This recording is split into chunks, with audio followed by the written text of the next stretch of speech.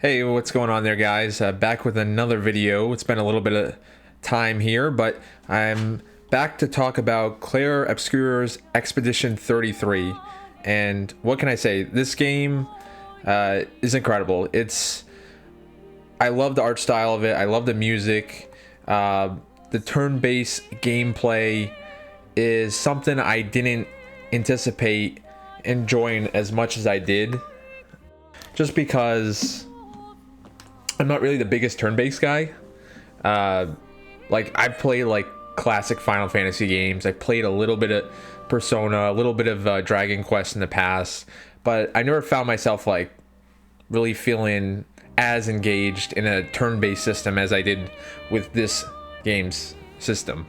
And the turn-based system in this game is just more engaging just because it has those real-time action elements to it. You know, you got the parry with the R1 button.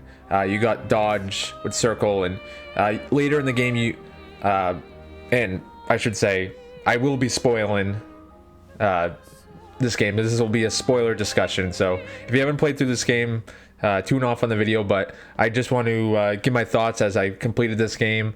And so you get new abilities with the turn-based system, like I think they call it gradient parry or something like that, that you get later, and you get also the jump, which I didn't really use that much, and I was subpar at the whole parry system, but like the dodges are a lot easier, and but that did add an extra element to this gameplay system. And all the characters, I liked how they had different skills, different abilities. You know, Maelle, Lune, Ciel, Verso, Gustav had kind of similar abilities to Verso, and then one of my favorites was also Minoko. And I think what really is going to make this game be in the discussion for one of the best games of this generation for me is the story. It's a thought-provoking story, just like games behind me here, The Last of Us Part 1 and Part 2. I think right away I was sucked into this game. The prologue, when you're in Lumineer, and you know, you're meeting all the characters, and they're about to have the homage where, you know, the paintress is going to change the clock over from anyone that's 33. It's going 34 to 33, and anyone that's 33 is going to homage, and they basically, you know, they leave existence of this painted world and go away and evaporate. And I was sucked in right away from that prologue. It's the best prologue I've played in some time in a game, and I think that this prologue is the best prologue I've played in a game since The Last of Us. And I think this story sticks because it's well written. The voice acting is really good, especially for the characters that voice Maelle and voice Verso. And the voice actor of Verso was the same voice actor as Clive from Final Fantasy 16, which that's another game I really loved from this generation. And Maelle was, I believe her voice actor was Jennifer English, who she voiced Shadowheart in Baldur's Gate 3. So they had a pretty strong cast, and you know, the studio that made this game, Sandfall Interactive, this was their first game, and I believe it was a bunch of like ex Ubisoft developers who just wanted to leave Ubisoft and make a game that they were passionate about. And it's been widely reported that this team was like 30 people that made this game, and this is the first game they made, and it's 30 people. And I just had to say, damn. I mean, because this game, you wouldn't think, if you didn't know anything about the developer, that was made by only 30 people, and that this was their first game. And I think that's what's so exciting about this game. It's like, yeah, Expedition 33 is a very, very well-crafted game, and I can't wait to see what they do in the future. But when you consider that this is their first game and it was made by such a small group of people, it gets me more excited for what they will do in the future. So we'll just have to see. And we have to talk about the endings, the multiple endings that this game offers. Now, in my playthrough with Expedition 33, my one playthrough so far, I chose the Maelle ending. And the reason I chose the Maelle ending for my first playthrough was I just felt like this was Maelle's story. And I wouldn't say I regret choosing that ending. Like, I can understand why some people may feel that it's kind of not the right choice, that you should have chose Verso's ending, because this game's about grief and dealing with your reality, and Maelle is trying to escape her reality. Of course, her family was victim to this horrific tragedy that their house burnt down, and Verso tried to save Maelle, and of course Maelle was saved, and Verso fortunately lost his life, as Verso was her brother, and this whole family was just stuck in this grieving state, and they latched on to this painting that Verso had spent time and effort on, and his soul was trapped in there, and that was like the last vestige of Verso's soul. And I'm not gonna go like super in depth with this story here, but I was kind of, part of the reason I chose Maelle's ending is because I was kind of not fully comprehending the story when I was playing the game. When I finished the game, I watched a bunch of videos explaining the plot, and I better could comprehend and understand what was going on, and I'm still kind of like peeling back the layers of this story. And it's, like I said before, it's a very thought-provoking story on grief and how we deal with grief. I just gotta say, I think Verso's ending is the better ending, and I think it's the right choice now. And I part of me kind of feels like they should have just made Verso's ending the canon ending, and I think a lot of fans of this game will consider that the canon ending, just because it's like, Maelle she didn't want to go back to her reality. She wanted to be stuck in the painting, and she's her, I guess you could say, real world persona is Alicia, and she was burnt, like half her face was burnt, and she was like, I think she was blind in one eye, and she didn't really talk. She was basically a mute, and she just looked completely miserable in that after Act 2, that flashback that we went to. And it's really kind of sad, because it's like you have Maelle, or Alicia, whoever you want to refer her to as, wants to stay in this pain, and she doesn't want it to go away. She feels like this is her best self and her best realities in this painting, and she won't let Verso's soul move on, which is selfish. And at the end of Maelle's end, and you see Verso playing the piano, and he just looks so miserable, and he's just, as he said, he's tired. He wants to move on.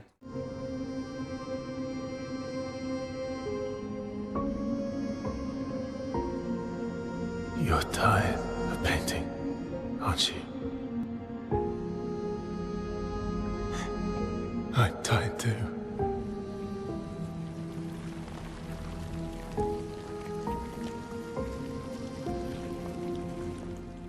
And he wants his soul to rest.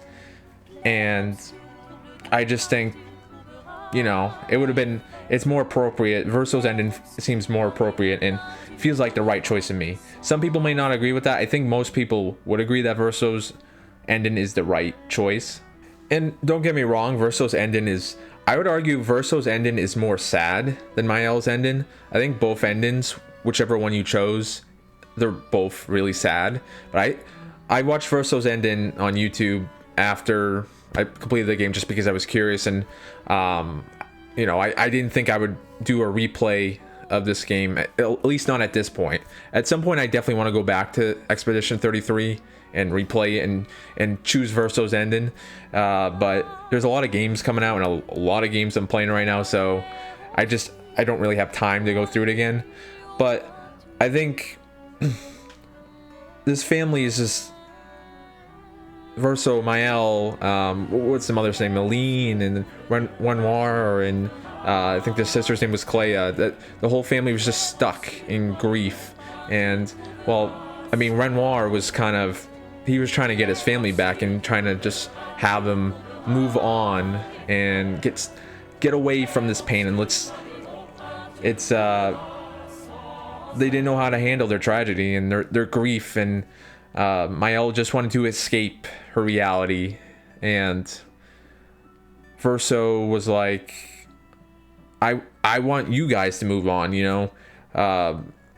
And you know, at the end, Verso and Maelle fight, and you can choose who you want to fight, and then that's what ultimately determines which ending you're gonna get. And yeah, I think Verso's ending is sad, but it's more satisfying, I think, because when I chose Maelle's ending, and you see Verso at the piano, and even though you see all these characters that died, you know, Gustav dies in Act 2, and was it Sophie, his ex, you see again, and but you see also all your characters that you fought alongside, and they're still all alive and well, and you know, but you have Verso who's just stuck. He can't move on.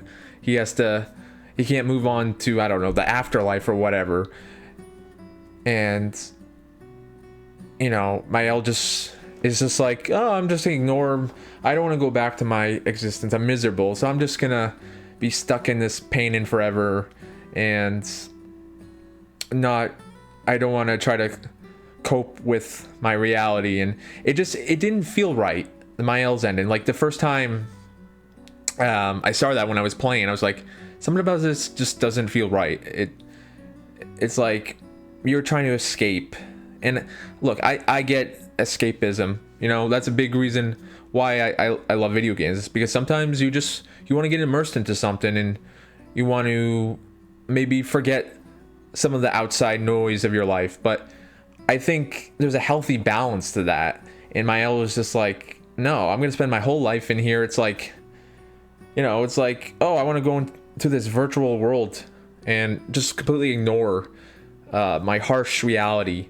And it's like, that's, you know, I think there's a healthy amount of that you can try to fit it into your life. But Maelle was just like, no, I'm not gonna go back to my reality at all. I'm gonna be in this painting. This, pretty much, it's a fake world. I mean, it's a world created from art, from painting and grief.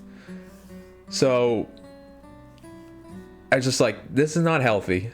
And you know, sometimes in life you gotta face your harsh realities, and you gotta figure out a way to maybe better cope and accept. And look, I'm not gonna say it's easy. It certainly isn't. But I think that's part of grieving, is you gotta figure out a way to move on with your life and still live your life, even if you have to, you know, go through pain. Yeah, this is a story I'm gonna be just like peeling back the layers to. I'm constantly thinking about now, and I'm still trying to understand it. I think I kind of, maybe towards the end of like Act 2, I began to like maybe not fully understand the story. And I think part of that reason is I was so invested in the gameplay, and also what I haven't talked about is the RPG systems, the Pictos systems, and how you can really customize the abilities of your characters. And like the level crafting in this game was just, I haven't played too many RPGs as in-depth as this, in terms of the abilities and how you can craft your character. And I did like the Pictos system, and how you could learn abilities and share that with other characters in your team. And my favorite characters were Verso, Maelle, and Minoko for combat, but I was constantly switching characters in my party, and I was just kind of like OCD about it. Like I wanted my characters to all be about equal level. I think Maelle I had the highest level most of the time. Like Maelle I think was my favorite character in combat, and I kind of felt like she was the main character of this game. But after, you know, watching video essays and completing the game, I was just like, no, this is Maelle and Verso's game. And, you know, of course, Gustav is really, you think early on he's the main character, which it certainly felt that way up until the end of, what is it, Act 1, where Gustav dies and is killed by Renoir. I believe I mentioned earlier in this video that I like the music of this game, and I just want to kind of touch more upon that. The music in this game is incredible, and I heard somewhere that for the artist, it was someone who had never done music for video games. Sandfall Interactive had found someone on SoundCloud and had him do all the music for this game, and there's a lot of tracks in this game, and a lot of tracks that will stick with me, and it's definitely one of the best soundtracks I've heard in some time, and it really adds an extra layer to this game. It makes it feel even more emotional and deep. And there was times in this game where I would just, like, you know, I'd be in the middle of a turn-based battle and I would just like stop and just like listen to the music. Just like, I remember I like Minoko's music. A lot of it was like kind of like jazzy and more fast rhythm, and it really was like a different vibe compared to the other more somber, melancholy songs in this game. Ready to strike.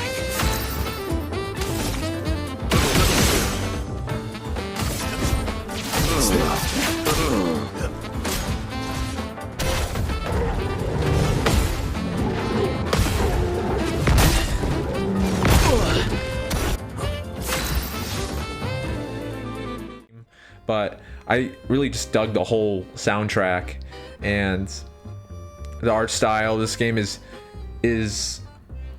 I really like it. It looks like a watercolor painting almost, and I think that's what the intention was, since, you know, most of this game you're playing in this painted world.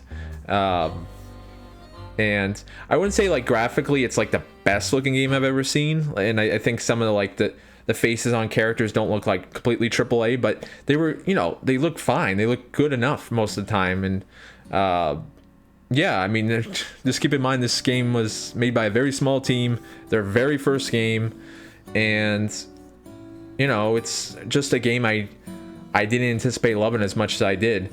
I remember this game came out the same week as the surprise Oblivion remaster, which at the time I was kind of torn. I was like, am I going to play Oblivion remaster first, or am I going to play Expedition 33? Which Oblivion came out a couple days before Expedition 33, and I started playing Oblivion, and I was enjoying Oblivion to a certain extent. It was my first time playing, but then I saw that glowing reviews on Expedition 33, and I kind of just like felt the hype, and I'm just like, you know what? I'm gonna go to Expedition 33 because, you know, Oblivion, I played games like I played prior Bethesda games before, and it's like, I don't know, I will go back to that at some point. So I'm glad I chose to play Expedition 33 and put Oblivion to the side.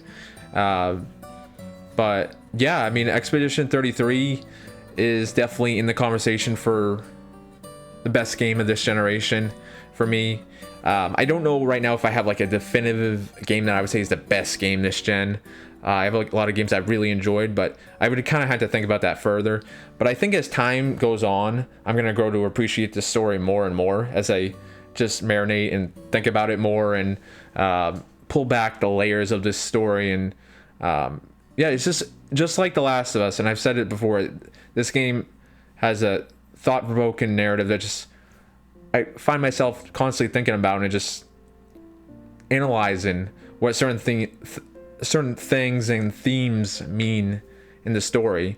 And, you know, turn-based, I was not really a turn-based guy, and I still wouldn't consider myself a turn-based gamer, or someone that prefers turn-based over real-time. But this game, I've never felt more engaged with a turn-based system in a game before. So it's, you know, I've never really played a game like this before, and I haven't enjoyed a turn-based game as much as I've enjoyed this game before. You know, like I said before, I played turn-based games before, but it's just like the combat systems in those games never resonated like this game does.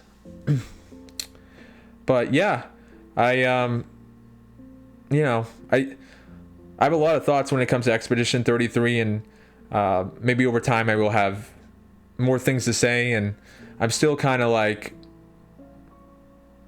analyzing and digesting of what I experienced with this game.